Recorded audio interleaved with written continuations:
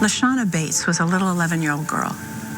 She disappeared on her way to school on a very cold February morning, and they found her body. You couldn't say no to her principal, Phyllis Einel, School 46. And so I covered the whole searching, the work with the police department, work in the community, back in the classroom where her little desk was stayed just as she'd left it. And they kept it empty there, waiting for her with all of her things there, hoping that she would return, which she never did. The beautiful little pigtailed girl. And I never could ever forget this little girl who'd had a hard life right from the start, was never allowed to live her life.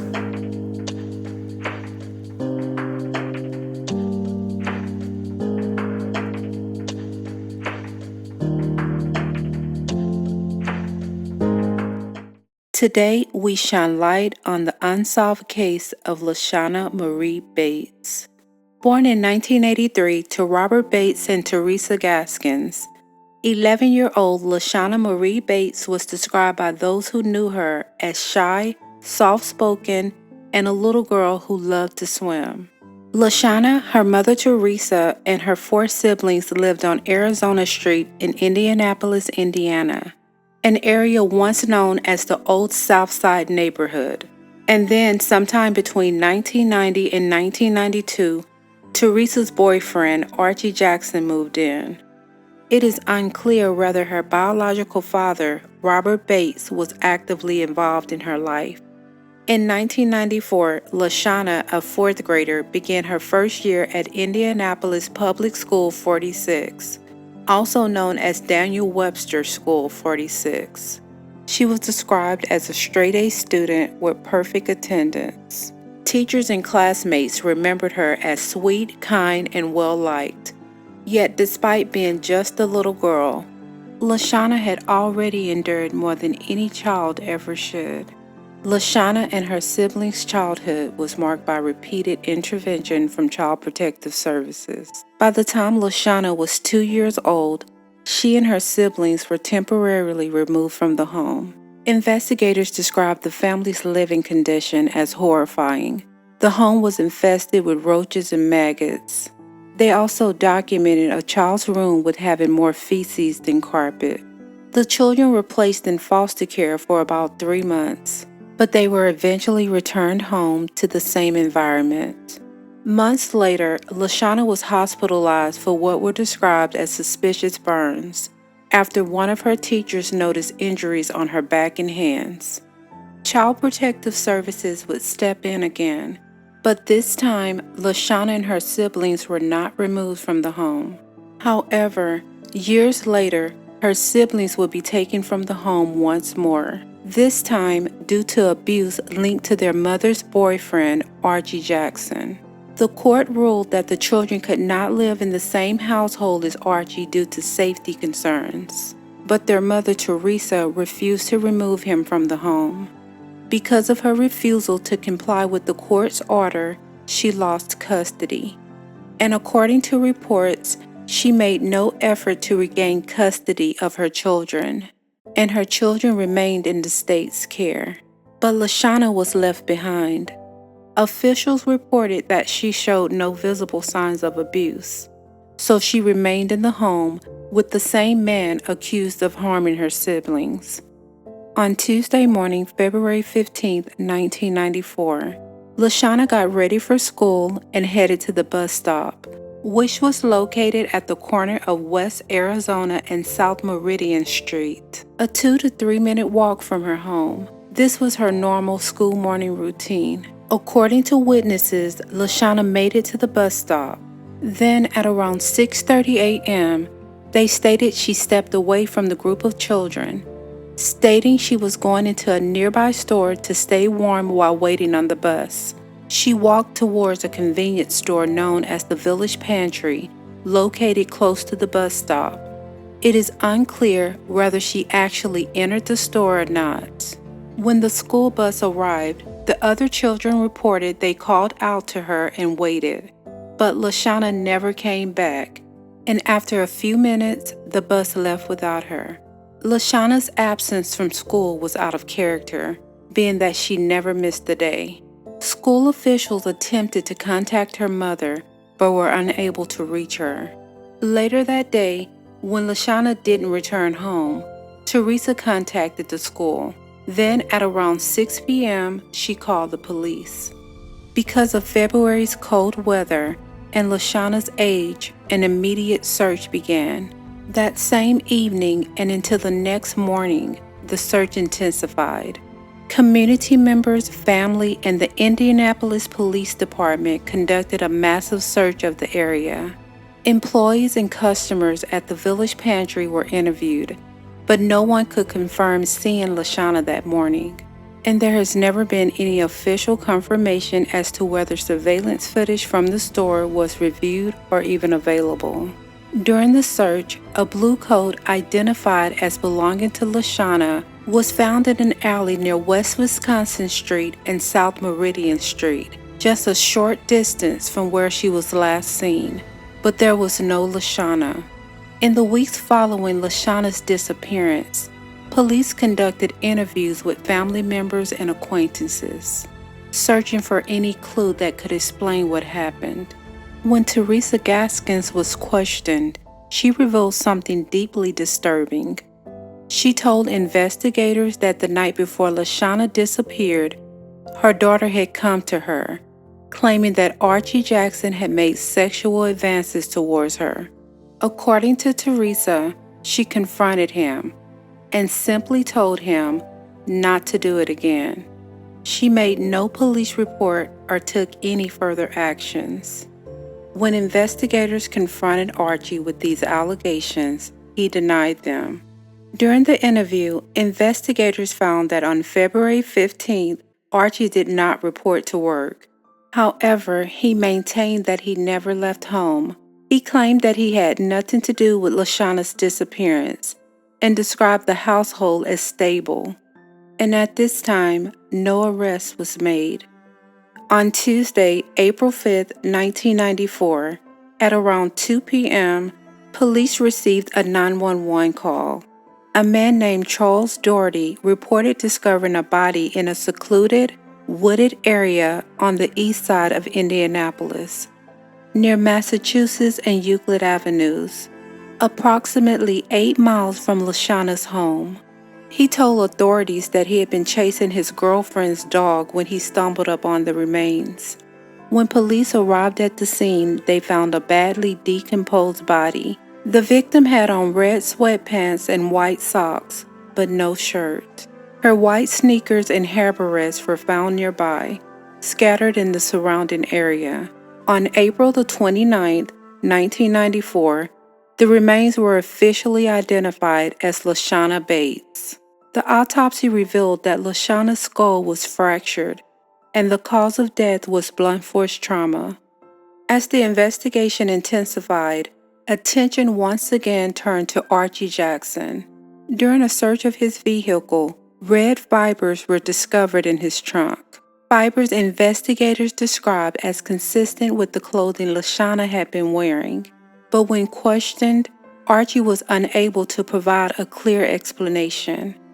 Later, his defense argued that because LaShonna lived in the same household, those fibers could have been easily transferred and were not definitive evidence. Then another detail raised concern. Archie's former workplace, the Indianapolis Fruit Company, was located near the wooded area where LaShonna's body was found. But despite these findings, everything remained circumstantial. Although investigators viewed Archie as a key suspect, they were unable to break his alibi, and there were no direct physical evidence linking Archie Jackson to the crime. And because of this, investigators stated they were unable to charge or arrest Archie. Throughout the investigation, Teresa Gaskins' stance was complicated and at times contradictory.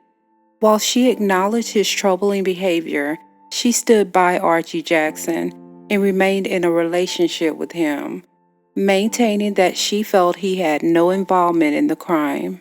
Investigators then turned their attention to Charles Doherty. At the time Charles discovered LaShonna's body, He was on probation for a 1991 conviction involving a minor male relative. His account of how he found the body raised suspicion. Initially, he claimed he was chasing his girlfriend's dog. Later, he said he had been searching for a dog he had seen earlier. Investigators felt the inconsistency stood out. He also lived very close to the area where LaShonna disappeared, but despite growing suspicion, Charles was not charged at the time. Eventually, the case went cold and was reassigned to the cold case unit. Then, over 6 years later, in late 2000, the case reignited. Sergeant Roy West was assigned to review the cold case files. As he went through the case, some things stood out.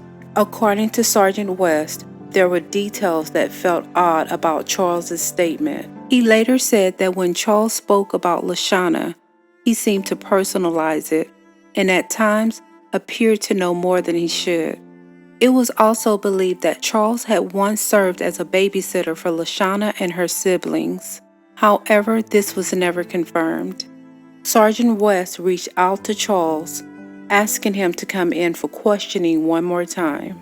On December 2, 2000, records indicate the questioning began in the morning and lasted until roughly 11:30 p.m., lasting approximately 13 hours.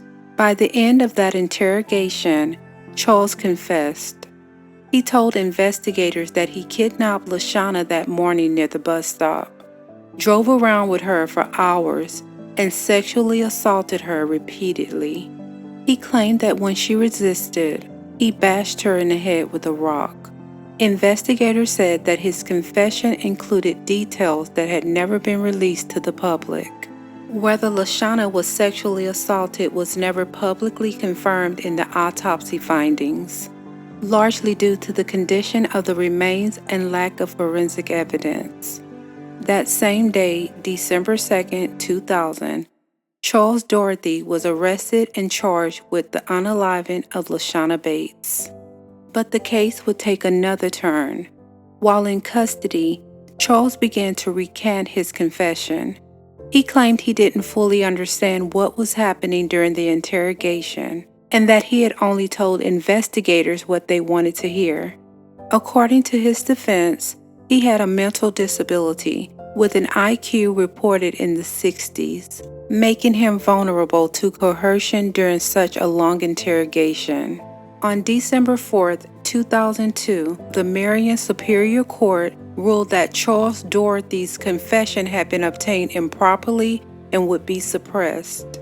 And without that confession, prosecutors no longer had enough evidence to hold him. After spending nearly 2 years in custody, Charles was released. And in December 2004, the Marion County Prosecutor's Office officially dismissed charges against him.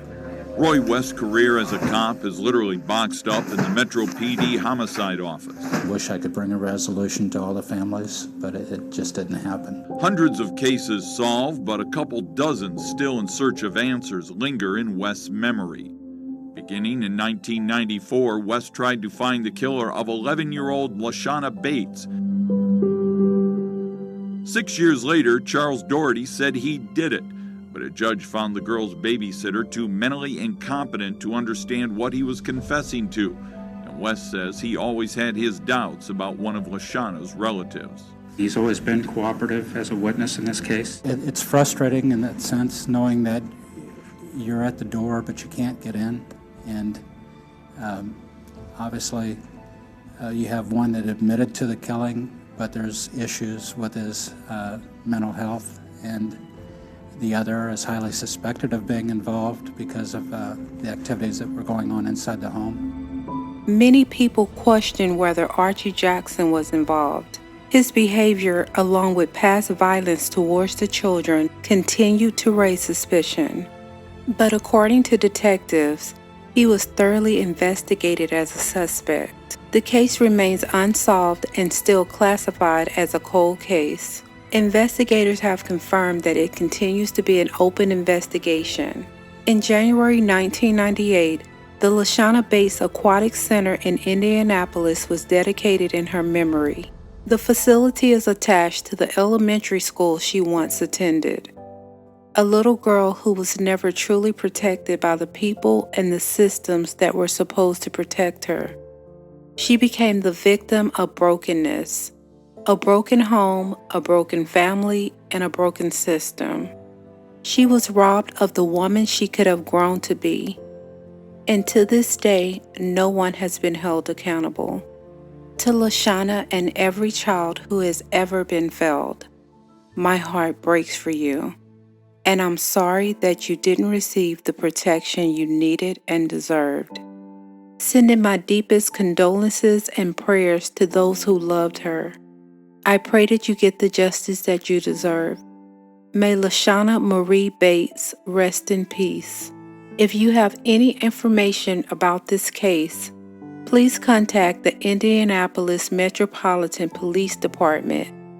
No story should be forgotten, no voice should go unheard.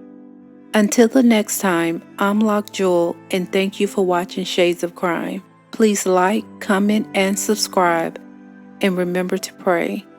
God's listening.